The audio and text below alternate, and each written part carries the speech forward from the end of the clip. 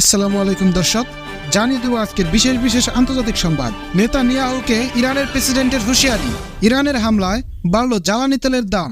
আরও থাকছে কতদূর পাড়ি দিতে পারে ইরানের ক্ষেপণাস্ত্র। এতক্ষণ শুনছিলেন শিরোনাম, এখন বিস্তারিত। ইরানের প্রেসিডেন্ট মাসুদ পেজেশকিয়ান ইসরায়েলে ক্ষেপণাস্ত্র হামলার সমর্থন জানিয়েছেন। তিনি মঙ্গলবার রাতের হামলা নিয়ে ইসরায়েলকে হুঁশিয়ারি দিয়েছেন। এক্স হ্যান্ডেলে দেওয়া এক পোস্টে তিনি এ হুঁশিয়ারি দেন। পেজেশকিয়ান বলেন, ইরানের বৈধ অধিকারের উপর ভিত্তি করে ইরান এবং অঞ্চলের শান্তি ও নিরাপত্তার উদ্দেশ্যে ইরানের স্বার্থ ও নাগরিকদের রক্ষা ইসরায়েলকেও অবধারিত জবাব দেওয়া হয়েছে। ইসরায়েলের প্রধানমন্ত্রী বেনিয়ামিন নেতানিয়াহুর উদ্দেশ্যে পেজেশকিয়ান বলেন, তার অবশ্যই জানা উচিত ইরান যুদ্ধবাজ নয়, তবে যে কোনো হুমকির বিরুদ্ধে দৃঢ়ভাবে দাঁড়াবে। ইরানের প্রেসিডেন্ট হুঁশিয়ারি দিয়ে বলেছেন, আজ রাতের হামলা ইরানের সামর্থ্যের ঝলক মাত্র, ইরানের সঙ্গে সংঘাতে জড়াবেন না। লেবাননে স্থল অভিযান শুরুর পর ইসরায়েলে ব্যালিস্টিক ক্ষেপণাস্ত্র ছোড়ে ইরান। মঙ্গলবার তেল আবিবের উদ্দেশ্যে কয়েক ডজন ক্ষেপণাস্ত্র ছোড়া হয় বলে জানায় দেশটির রাষ্ট্রীয় টেলিভিশন। গত কয়েক সপ্তাহ ধরেই মধ্যপ্রাচ্যে উত্তেজনা বাড়ছিল। লেবাননের সশস্ত্র সংগঠন হিজবুল্লাহ প্রধান হাসান নাসরুল্লাহকে হত্যা করে ইসরায়েল। এরপর লেবাননে স্থল আক্রমণ করে ইসরায়েলি বাহিনী। এসবের পরিপ্রেক্ষিতে দেশটিতে ক্ষেপণাস্ত্র হামলা শুরু করে ইরান। ইরানের হামলায় বাড়ল জ্বালানি তেলের দাম। ইসরায়েলে ইরানের ক্ষেপণাস্ত্র হামলায় বিশ্ববাজারে জ্বালানি তেলের দাম বেড়েছে। এ হামলা মধ্যপ্রাচ্যে আরও বিস্তৃত এক সংঘাতের সংখ্যা জাগিয়েছে। সংঘাত তেলের সরবরাহ ব্যাঘাত ঘটতে পারে। আন্তর্জাতিক বেঞ্চমার্ক ব্রেন্ট ক্রুডের দাম ব্যারেল প্রতি 1% বেড়ে $74.40 দাঁড়িয়েছে। মঙ্গলবার এটি 5%-এরও বেশি বেড়ে গিয়েছিল। যুক্তরাষ্ট্রের এনার্জি ইনফরমেশন অ্যাডমিনিস্ট্রেশনের তালিকা অনুযায়ী ইরান বিশ্বের সপ্তম বৃহত্তম তেল উৎপাদনকারী দেশ। ওপেক তেল উৎপাদনকারী কার্টেলের তৃতীয় বৃহত্তম সদস্য। এটি ওপেকভুক্ত দেশগুলোর মধ্যে তৃতীয় বৃহত্তম সদস্য। ব্যবসায়ীরা আশঙ্কা করছে, এই অঞ্চলে কোনো সামরিক উত্তেজনা সৃষ্টি হলে তা হরমুজ প্রণালী দিয়ে জাহাজ চলাচলে প্রভাব ফেলতে পারে। ওমান ও ইয়েমেনের মধ্যে অবস্থিত জাহাজ চলাচলের পথটি বৈশ্বিক তেল বাণিজ্যের প্রধান পথ। বিশ্বের মোট তেল সরবরাহের 20% এ পথেই হয়। ওপেকভুক্ত দেশ সৌদি আরব, সংযুক্ত আরব আমিরাত, কুয়েত ও ইরাক প্রণালী ধরে তেল রপ্তানি করে। লেবাননে স্থল অভিযান শুরুর পর ইসরায়েল ব্যালিস্টিক ক্ষেপণাস্ত্র ছোড়ে ইরান। মঙ্গলবার তেল আবিবের উদ্দেশ্যে কয়েক ডজন ক্ষেপণাস্ত্র ছোড়া হয় বলে জানায় দেশটির রাষ্ট্রীয় টেলিভিশন। গত কয়েক সপ্তাহ ধরেই মধ্যপ্রাচ্যে উত্তেজনা বাড়ছিল।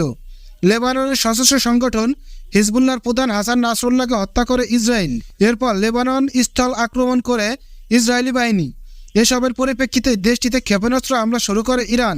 ইসরায়েল আবার এ হামলার জবাব দেওয়ার অঙ্গীকার করছে। কতদূর পাড়ি দিতে পারে ইরানের ক্ষেপণাস্ত্র? তেহরান ইসরায়েলে ক্ষেপণাস্ত্র হামলা চালিয়েছে। ইসরায়েলের পাল্টা হামলা চালানোর ক্ষেত্রেও সতর্ক করেছে দেশটি। ইসরায়েলের প্রতিরক্ষা বাহিনী IDF বলছে, ইরান ইসরায়েলের দিকে প্রায় 180টি ক্ষেপণাস্ত্র ছোড়ে। এক ইসরায়েলি নিরাপত্তা কর্মকর্তা বলেন, এসব ক্ষেপণাস্ত্রের অধিকাংশ ইসরায়েলি বিমান বাহিনী যুক্তরাষ্ট্রের বিমান বাহিনীর সেন্ট্রাল কমান্ডারের সঙ্গে মিলে আটকে দিয়েছে। তারা জানায়, বেশ কয়েকটি ক্ষেপণাস্ত্র আঘাত করতে পেরেছে এবং আঘাতে হওয়া ক্ষয়ক্ষতি পরিমাপ করা হচ্ছে। যুক্তরাষ্ট্রের নিরাপত্তা মুখপাত্র জ্যাক সুলিভান এক সংবাদ সম্মেলনে বলেছেন, ইরান ইসরায়েলের দিকে প্রায় 200 ব্যালিস্টিক ক্ষেপণাস্ত্র ছোড়ে। মার্কিন নৌ-বিধ্বংসী ব্যবস্থা ইসরায়েলকে এসব ক্ষেপণাস্ত্র ভূপাতিত করতে সাহায্য করেছে। এদিকে 90% ক্ষেপণাস্ত্র আঘাত হেনেছে বলে দাবি করে ইরানের Islamic revolutionary guard corps IRGC।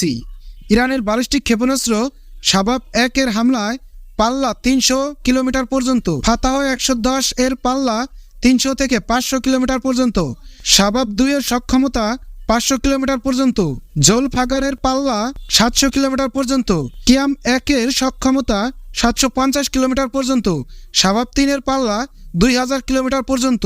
Iran ইসরায়েলে ঠিক কী ধরনের ক্ষেপণাস্ত্র ব্যবহার করেছে তা জানতে BBC ভেরিফাই সামরিক বিশেষজ্ঞদের সঙ্গে কথা বলছে। গোয়েন্দা পরামর্শক সংস্থা আর্মামেন্ট রিসার্চ সার্ভিসের ARES গবেষণা সমন্বয়ক পাট্রিক সেনফোর্ড বলেন, ক্ষেপণাস্ত্রের টুকরোগুলো বলছে হামলায় ব্যালিস্টিক ক্ষেপণাস্ত্র ব্যবহার করা হয়েছে।